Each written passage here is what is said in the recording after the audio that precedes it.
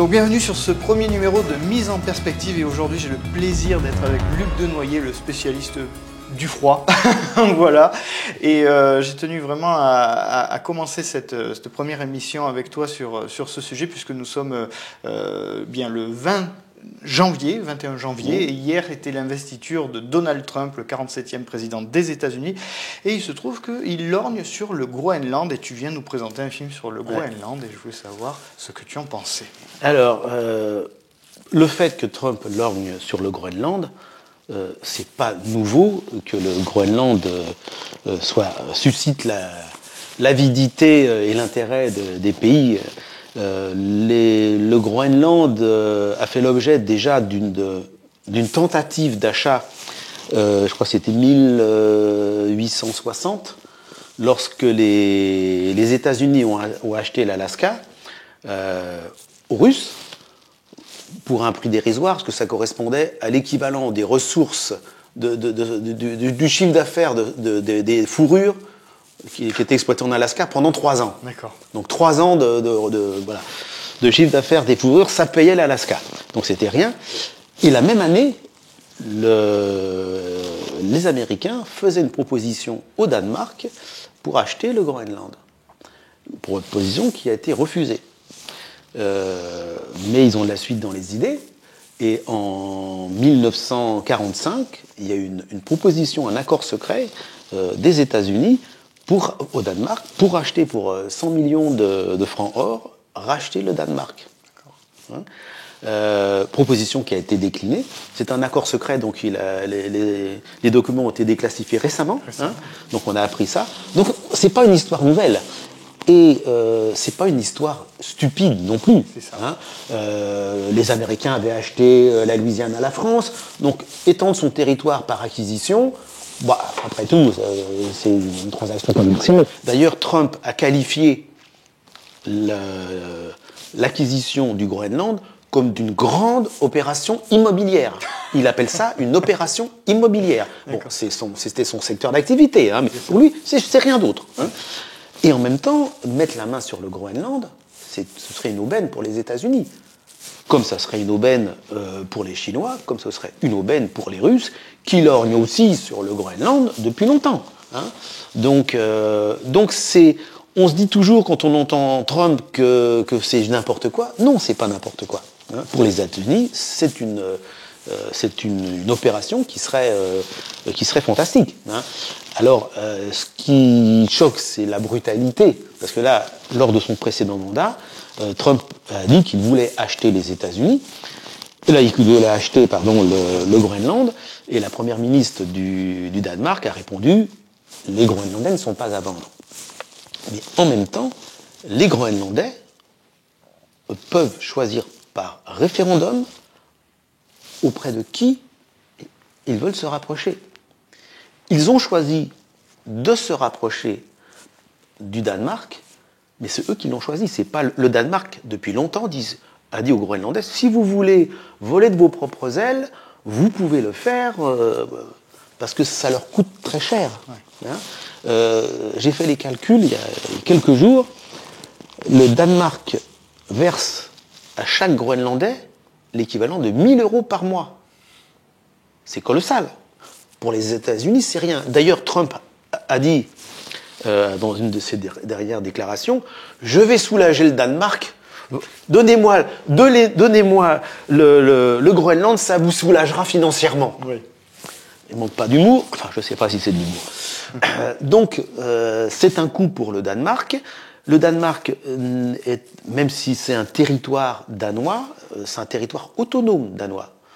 Les Groenlandais sont libres de vendre leurs ressources à qui ils veulent. C'est ça.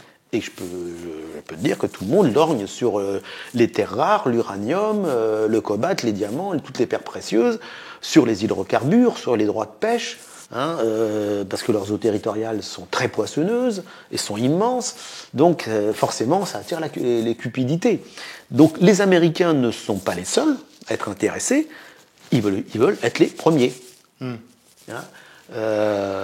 Ce qui choque là, c'est la brutalité, parce qu'il n'était pas encore, il n'avait pas encore eu l'investiture, qu'il avait déjà dit « je vais prendre le Groenland ».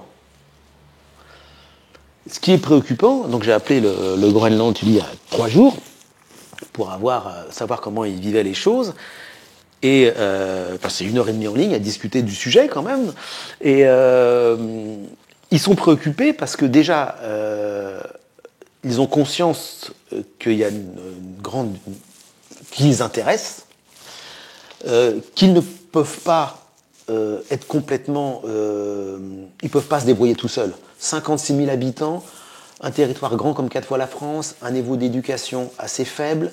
Comment peser sur l'échiquier politique, monétaire, international quand on a la taille d'une ville, c'est compliqué. Et ça, je pense qu'ils en sont conscients, même s'ils ont des velléités de se libérer de ce tuteur bienveillant, mais de ce tuteur danois. Donc là, récemment, le Premier ministre du Groenland a déclaré qu'il était pertinent d'étudier ce qu'un rapprochement avec les États-Unis pourrait apporter. Le fils de Donald Trump est arrivé en jet privé quelques jours après la déclaration de son papa qui voulait prendre le Groenland. Il a été reçu au Groenland avec les petits drapeaux américains. Il est arrivé en jet privé, bien entendu. Les petits drapeaux américains et drapeaux rouges. Et tapis rouges. Donc,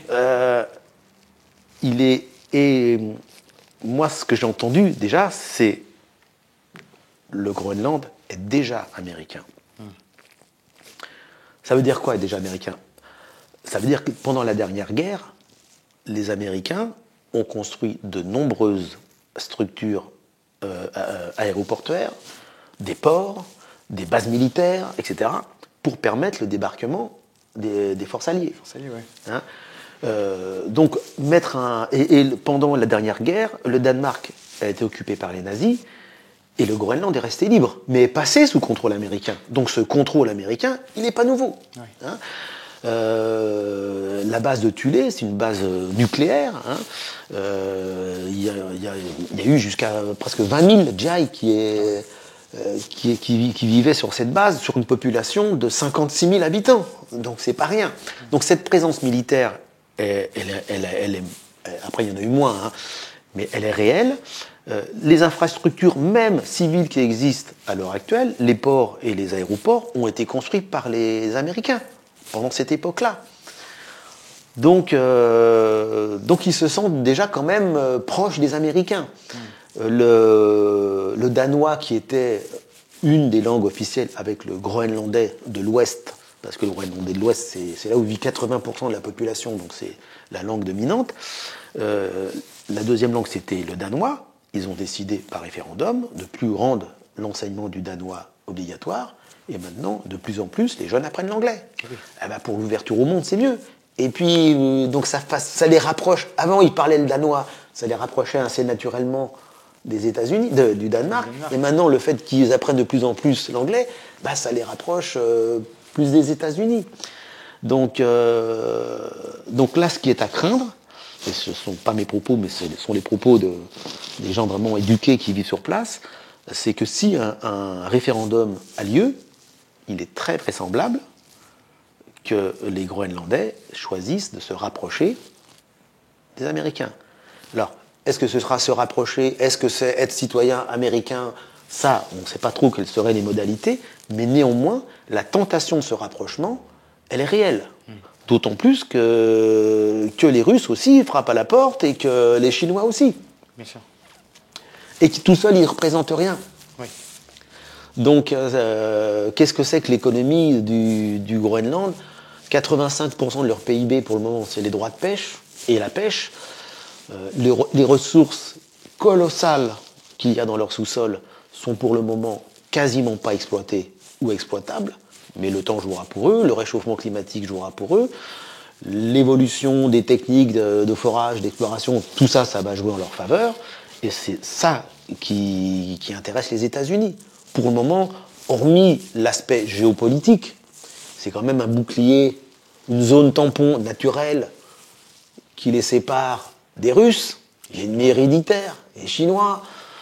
Les Chinois qui sont membres du Conseil de l'Arctique, ils n'ont pas vraiment de territoire en zone arctique, mais quand même, ils font partie des gens qui s'y intéressent. C'est les plus gros investisseurs de l'Antarctique. Ils ont compris que dans ces zones où il n'y a quasiment pas de population et où il y a des ressources colossales, c'est important d'avancer ses pions pour prévoir l'avenir, quoi. C'est ça. Ouais. Mais c'est ça qui est passionnant, ce que je voulais dire justement à travers ces mises en perspective, c'est que en venant te rencontrer justement, on casse ces préjugés parce que nous, naturellement français, on va vers en disant ouais, allez, Trump, c'est les Américains, l'impérialisme, allez, c'est encore du mauvais. Et toi, tu viens casser ça. Il y a une autre chose aussi que tu viens casser ça d'un point de vue des Groenlandais. Je précise, c'est pas idéologique. Et un autre truc que tu as cassé, notamment tout à l'heure quand je t'ai vu en conférence. Tu expliquais aussi que le réchauffement climatique n'était pas quelque chose de si mauvais pour eux. Ben non. Ça aussi qui pour eux, c'est une aubaine. N'oublions pas que depuis 5000 ans, ils occupent ce terrain-là. Depuis 5000 ans, ben, il fait froid, quoi. Et, où j'étais encore au mois de mai, c'est recouvert de glace 8 à 9 mois de l'année. Donc ils ont froid. Là, avec le réchauffement climatique, il y a davantage de ressources halieutiques. Je disais 85% du PIB provient des ressources halieutiques et des droits de pêche. Les eaux sont plus poissonneuses qu'avant. Des nouvelles espèces de poissons apparaissent parce que les poissons remontent pour chercher les eaux plus fraîches avec le réchauffement des océans. Donc les eaux plus poissonneuses, plus de pêche, plus de poissons, plus de phoques aussi. Hein, et la nourriture essentielle culturellement et matériellement, c'est le phoque. On appelle ce pays la civilisation du phoque. Hein. C'est comme ça que le nommait Paul-Émile Victor. Donc, plus de gibier, plus de poissons, toutes ces ressources, bah, ils sont conscients aussi que c'est un potentiel, hein, et que pour le moment, ils sont dépendants financièrement du Danemark. Et le Danemark a dit, pas de problème, si vous voulez qu'on vous laisse tranquille, il n'y a pas de problème. Ils ont déclaré, et depuis longtemps, et là, récemment, la première ministre du Danemark a dit, c'est aux Groenlandais à décider de leur avenir. C'est clair, c'est pas le Danemark qui s'opposera à ce que même si ça met les Danois dans une situation de grand embarras, même plus par rapport à l'Europe, hein, mais les Danois ont dit c'est aux Groenlandais à décider de leur avenir. Et les Groenlandais déjà faisaient partie de l'Europe, on l'a oublié, mais ça fait partie de l'Europe. C'est ça. Ils ont décidé par référendum de quitter l'Europe, justement parce qu'ils n'avaient pas envie de partager leurs droits de pêche avec les Européens. Par référendum, ils ont choisi de quitter l'Europe. Et donc, par référendum, ils peuvent décider de devenir américains. C'est ça qui est... Pour le moment, ils ont un passeport danois, ils peuvent choisir de devenir américains. C'est ça. Et c'est pas déconnant. Et c'est pas déconnant. Alors, par contre, et ça, je me suis fait confirmer aussi sur place, ils n'ont pas grand-chose à gagner. C'est ça. D'une part, parce que les Danois sont des colons, mais bienveillants. Le Danemark ne leur apporte rien financièrement. Ça leur coûte, au contraire, très cher. Parce que quand les Groenlandais décident de vendre une mine de fer ou une mine de diamants, l'argent, c'est pour eux. C'est pas pour les Danois. Hein, le Danemark intervient juste pour payer la police et pour offrir la sécurité. Il n'y a pas d'armée au Groenland. En même temps, c'est un pays qui n'a jamais été en guerre, mais il n'y a pas d'armée. Donc c'est le Danemark, l'OTAN, qui assure la protection du Groenland. Donc voilà, ils se disent que là, ils sont à un moment charnière où ça peut être une aubaine.